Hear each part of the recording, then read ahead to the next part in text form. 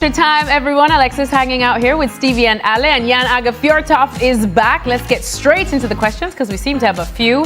First one, Jan, Anthony Gordon to Bayern is looking like a strong possibility. If the reports are true, good move for Gordon and Bayern? Well, what we know is that Christian Falk, who is the head of sport in Bild Zeitung, had his in Bayer insider, and say they have agreed with the player. Doesn't mean that he will go to the club, but I think that is quite a good signing for them. When we know the people going forward by Bayern, he won't go straight into the game or into the team. But I think that we saw now at the end of the season that Bayern need more alternatives, because yes, Diaz have had a great season. Musiala will probably come back, hopefully, to his best next season. But I think that Gordon would be a good signing for them.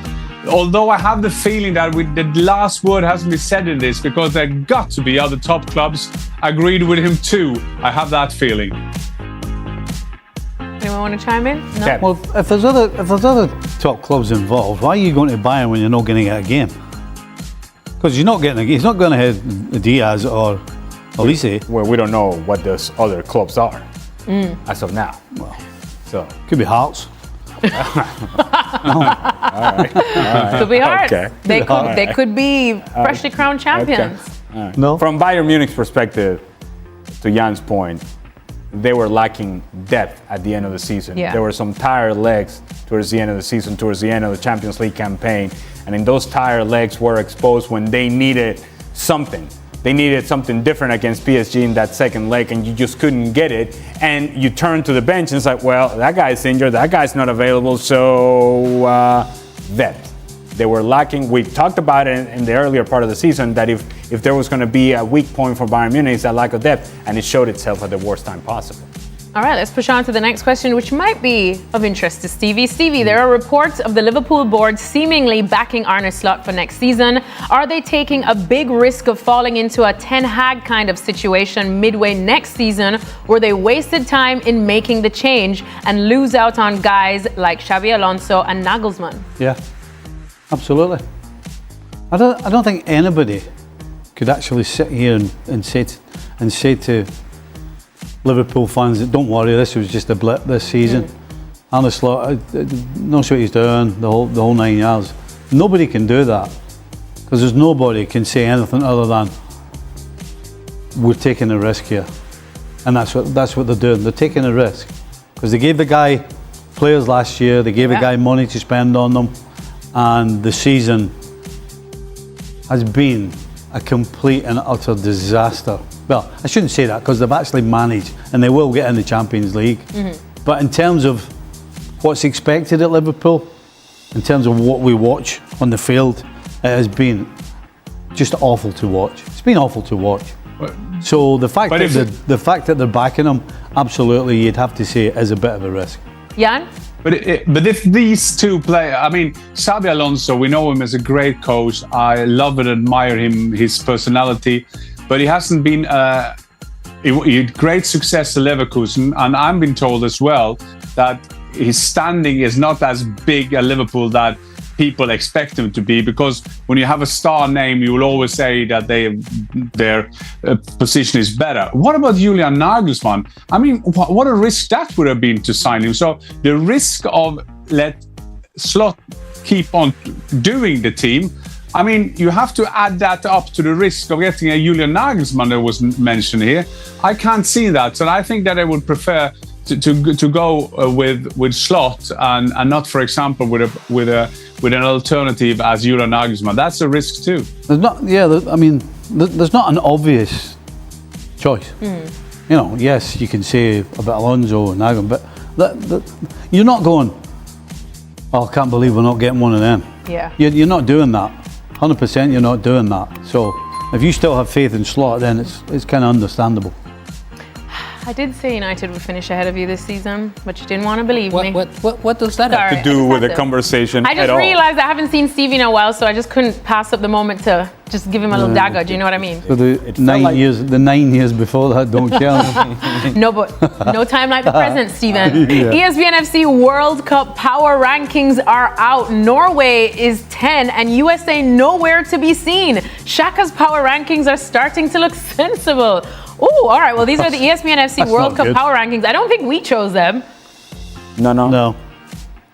No, it's our journalists. So you can definitely yell at the likes of Mark Ogden, Julien Laurence, Gab Marcotti, Alex Kirkland. Well, don't tell Florentino Perez. He'll start Oh, yelling yeah. at them for free. Don't worry about it. What is the problem? That Norway is 10, or that the US is nowhere to be seen? Is that He hasn't said, but no. maybe he's saying US nowhere to be seen. A bit What was the shocking. reason And for Norway that? 10 shocking? There's a reason they're nowhere to be seen. Now, it's not shocking. What's shocking is England is 4th. I mean, that is shocking for me. I mean, I can't believe that these colleagues of ours have voted them on the 4th position. They played in a very easy qualification group. They have nothing to show now in the friendlies, and the key players are out injured or out of form. So that is for me the big surprise. I find myself, in terms of Norway, that people call me foreign journalists or TV channels talking about that we are kind of a secret favorite. I find myself in a country where we have Beatlemania about our team, and we find ourselves just thinking of who we're going to play in the final because we are so excited for us being in the World Cup. But I also see a Norwegian team that has a goalkeeper that hasn't been in goal for Sevilla since September. We have two defenders who one is a reserve at Brentford, one is a reserve at Wolverhampton, and some out of form in midfield and so on. So I guess I now speak as a fan that I'm getting worried as it's getting closer and closer to the World Cup. But Norway at 10, that's okay based on our qualification group. England 4th is a shocking thing. Ali, you might find this strange, but Okay. Jan's in the same position I was in 1978 as a fan. Oh, throwback. Well, Scotland, everybody in Scotland thought that Scotland were going to win the World Cup in 1978. Win. Win. Ali McLeod. Stevie. Ali McLeod, yeah, was the manager. Now, Ali could sell sand to the Arabs, I'm telling you. He really could. And he sold it to everybody in Scotland. I mean, Scotland play at Hampden Park. It is at least 2-hour drive from Hampden Park to the airport where Scotland were flying out of to go to Argentina. And from Hampden Park all the way to the airport, there was people on the side of the road waving flags, clapping, singing, the whole thing, because they thought they were going to win the World Cup. Win. Win. We didn't even get out of the group in the end. So I know But exactly where Stevie- you are, Jan. Stevie, can I remember that? And the first thing when I came to the World Cup was Cubillas, the Peruvian great he made a free kick. Free kick, yeah. But it has to be said that the Netherlands went all the way to the final, losing it to Argentina. Scotland beat them, and that was maybe one of the best games in the tournament. Remember Archie Gemmell's goal? Yeah. That is my World Cup. Yeah, great World Cup. And you're right, Stevie. I do find it strange. I thought you would. I do. You're correct. And just for clarification, I wasn't even born yet, so No, you weren't. yeah, God, yeah. find it strange. Samesies. Right, next question. Stevie, again, describe Hearts' potential title from a Big Five leagues perspective. Would it be similar to Atletico de Madrid winning La Liga and having to fend off the two main juggernauts in the country? No, it's harder than that. Yeah, it's harder than that. I mean,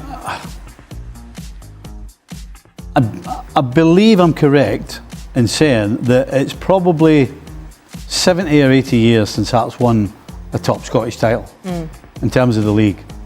And as I said, 30 years ago they had the chance. And they blew But it. then since the Premier League era, no. And if they do win it this year, there's a chance that in 2 or 3 years' time, they'll be back down the other end of the Scottish Premier League. So this is for them, again, this is now or never, because it's going to be another 30 years by the time they have another chance, because Celtic and Rangers will have more money than Hearts and will retool and will be better. So, yeah, unfortunately, I've already said that I think Celtic will beat Hearts, and that means that we might have to wait another 30 years to get in this position again. So it's like Atletico de Madrid Yeah. is a Champions League team. It's a team that has reached a Champions League final. and compete. And so no, the parallel does not exist. It's not the equivalent. If we're gonna find somewhere in La Liga of a team that has won a title that perhaps you were not expecting it from a smaller team, you have to go back to say something like Deportivo La Coruña, Super Depor of Bebeto and Mauro Silva, and those sort of teams that have now disappeared. Deportivo La Coruña, you cannot even find down. They're not in La Segunda. They're way down there from a team that was competing at the very top of La Liga, and then just kind of when the money went, so did the team, and they disappear. That's the sort of story that I think you can draw a parallel from. Atletico Madrid has been an established brand across Europe for a long time now. Kind of like Leicester City winning the Premier League, and now what a fall from grace! What a fall from grace! Jan, which club has been the biggest surprise in the Bundesliga this season, and which one has been the biggest letdown? Well, I will say Hoffenheim has had a great season. I mean, that they're going to be up there was surprisingly. I think the biggest letdown, I'm sorry to say, got to be my club, Eintracht Frankfurt. They are now battling out to get that last chance for the 7th place, competing with Freiburg and Augsburg to get that 7th position to get into the Conference League. There has been different things happening this season, but remember this: they started the season in the Champions League. They were 3rd in the league. They got there but for the 2nd time in the Champions League, but now through their position in the Bundesliga. So I think that even my most loyal Frankfurt friends will say that we have been the biggest disappointment in the Champions League, in the Bundesliga, and with the season started in Champions League, and we conceded goals for fun. Then Riera came in and sorted out the conceding a goal, but lately it's been a bit sad following my team. Bundesliga, Ale, what about you? I agree with Hoffenheim, and if I am going to talk about a letdown, let's just say Wolfsburg, who are down there fighting to stay up in Bundesliga, and it's a team with resources, with players available, a talented group of players, at least on paper. Player personnel should be more than enough for this team to at the very least be a mid-table team in Bundesliga, and here they are having to depend on getting results late so that they can stay up. That's a letdown, because if indeed they don't get the results, they're gone, and who knows when they're coming back. As we just talked about. All right, final question now. If you could listen to one music artist forever, who would it be? Let me start out with Stevie, because Stevie, you're quite the lover of music. You're always singing. One. Adele. Remember Stevie in his Adele period? Yeah, that's gone. That's gone. Oh, That's wow. gone. How fickle men are. Oh my goodness. All right, we'll come back to Stevie. Come back. Yeah, because Stevie is a big lover of music. Ale? Chino y Nacho?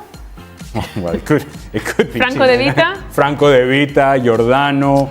I could toss a little Jose Luis Rodriguez, El Puma. Yes. But if it's in English, how about a little Whitney Houston? Oh, solid choice. I think that you can listen to that for a while. Always for the Queen. Jan? Well, there was a big discussion among my friends when Sweden and Denmark were supposed to get to the World Cup. Should we support them, or should we just say they're our neighbors and arch rivals? I was in between. So I was saying when Sweden came on, they're here again, but I will go ABBA. I will go ABBA. Yeah. ABBA. I mean, they have made like 400 or 500 number ones. I mean, Benny and Björn, Agneta Anfrid. I mean, you can't. ABBA, if you're in a bad mood listening to ABBA, see a psychiatrist. I mean, it's not possible to be in bad mood when you listen to ABBA. So if I'm going to listen to them for one forever, I go Swede this time. Wow, two strong choices, Whitney and ABBA. Stevie. If it's a group, it's got to be ABBA. He's right. Really? Yeah. Yeah. If it's an individual artist. One of us is crying, one of us is but dying. Oh, I didn't know we would have gone for that one. Oh. They don't have a bad song. No, they don't have a don't. bad song. And they do always No. make you feel good. Yeah. But fine, if it's an individual An artist, because individual Jan artist, already said ABBA. I'm stuck between Rod Stewart and Celine Dion. Oh, Celine. Celine. Every What a single strong time you choice. hear the two of them, You get goosebumps. you get the whole. You get it's entertainment. You know that it's them. Yeah. You know Yeah. exactly Aye. who's singing. Yeah, again, they don't sing bad songs. What's your favorite I will Celine give you- Dion song? Oh. Ooh, this is hard. If I'm That's a tough one.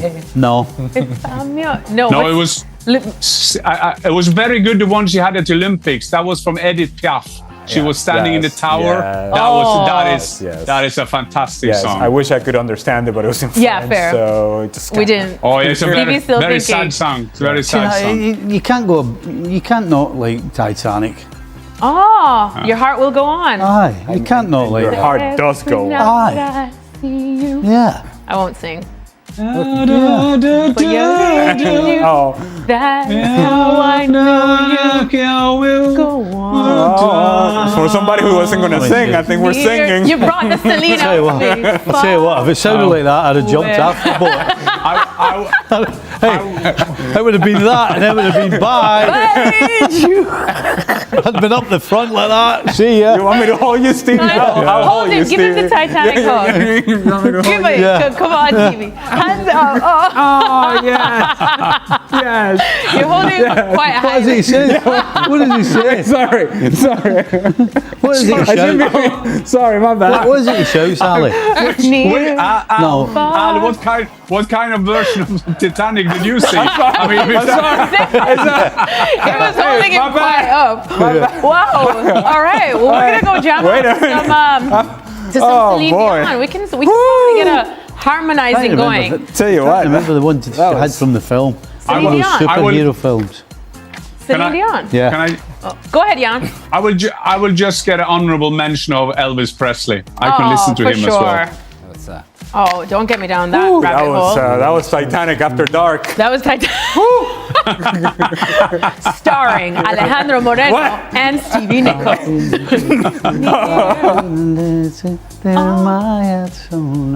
What? What is this one now? The one from the latest film. It was a superhero film. By Celine Dion. Open smoke. Ashes. Beauty from out the ashes. Beauty from Out the Ashes. Thierry All right. Henry has sent a strong message to Mikel Arteta ahead of Arsenal's massive Premier League clash against Manchester City, and he didn't hold back. The Arsenal legend warned that talk is cheap unless it's backed up on the pitch, especially with such a defining test coming up this weekend. While the Gunners secured their place in the Champions League semi-finals after goalless draw against Sporting CP at the Emirates, Henry made it clear that the performance simply wasn't good enough.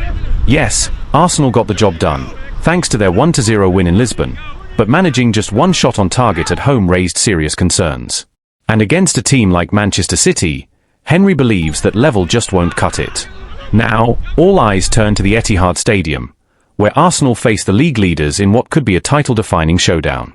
Arteta's side currently holds a 6-point advantage, but City still have a game in hand, and recently beat Arsenal 2-0 in the Carabao Cup final. The stakes couldn't be higher. I want to see that fire at the Etihad, Henry said on CBS Sports. It's easy to talk, but go there, against Manchester City, and show what you're made of. Henry made it clear that while he believes in Arteta and the direction of the team, belief alone isn't enough. I believe in what I see, I believe in him, in that fire. But when you say things like that, you have to deliver.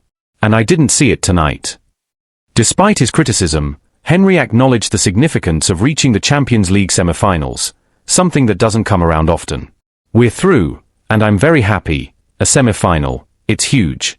I never won it, but I did win the league. Now go to Manchester City and win. That's what I want to see. I believe in Mikel, yes, but show it. When asked how Arsenal should approach the game, Henry was blunt. Not like tonight. Not like against Bournemouth, or Brighton away, or what I've seen at times this season. And when questioned whether the performance against Sporting would be enough to beat City, Henry laughed. The Manchester City I've seen recently? They've won 4 in a row, and even Liverpool were in the mix. It could have been more. Still, Henry remains hopeful. In fact, he's been consistent in his belief since the start of the season. I truly believe we can win the league this year. This is our biggest opportunity to prove, as a team, that we are capable. But for him, it all comes down to action, not words.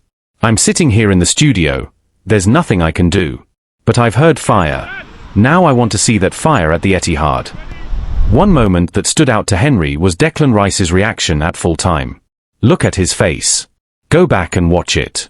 A lot of players were smiling, but his expression. I don't know. Maybe I need to talk to him to understand what he was thinking. This is a guy who just reached a Champions League semi-final.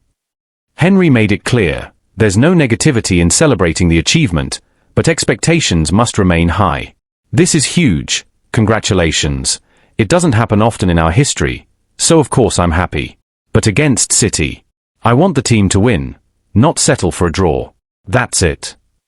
Arsenal head into the clash with just one win in their last 5 matches across all competitions, including a 2-1 defeat to Bournemouth in their most recent Premier League outing, a reminder that improvement is urgently needed if they want to make a true statement against City. The pressure, therefore, is not just about one match, it's about momentum, identity, and belief at the most critical stage of the season. Inside the Arsenal camp, there is a clear understanding that performances must match ambition. Arteta, speaking after the draw with Sporting, admitted that his team has to improve a lot, particularly in the final third, where their lack of creativity and cutting edge was evident. While defensive discipline has been a strength, the inability to control games and create consistent chances is beginning to raise questions at exactly the wrong time. That concern is echoed by pundits and former players across England, many of whom agree with Henry's assessment. The general feeling is that Arsenal have shown resilience, but not the dominance expected of a team aiming to win both the Premier League and compete deep into the Champions League. Declan Rice, however, has taken a different stance. The midfielder has brushed off external criticism, insisting that the squad remains fully focused and unaffected by outside noise. Internally, there is still strong belief that this group has what it takes to deliver in decisive moments. Rice's mentality reflects a dressing room that is trying to stay grounded, even as scrutiny intensifies. The upcoming clash with Manchester City is now being framed as more than just a top-of-the-table encounter. It's a defining test of Arsenal's maturity. City, with their experience and relentless consistency, represent the benchmark. Pep Guardiola's side are known for stepping up in exactly these moments, and their recent run of form only reinforces the scale of the challenge. For Arsenal, the narrative is clear. Promise is no longer enough. After coming close in previous seasons, this is the point where they must prove they can handle pressure, respond to criticism, and deliver when it matters most. Supporters are divided. Some see this as the perfect opportunity to make a statement and silence doubters. Others share Henry's caution, worried that recent performances hint at vulnerabilities that City are more than capable of exploiting. What happens at the Etihad could shape the remainder of Arsenal's season. A strong performance, not just in result, but in attitude and intensity, would reinforce their title credentials and validate Arteta's project. A weak display, on the other hand, would only amplify doubts and hand momentum back to their closest rivals. In many ways, Henry's words have already done their job. They've sharpened the focus, raised the stakes, and set a clear expectation. Now, all that remains is for Arsenal to respond, not with words, but with a performance that proves they truly belong at the top.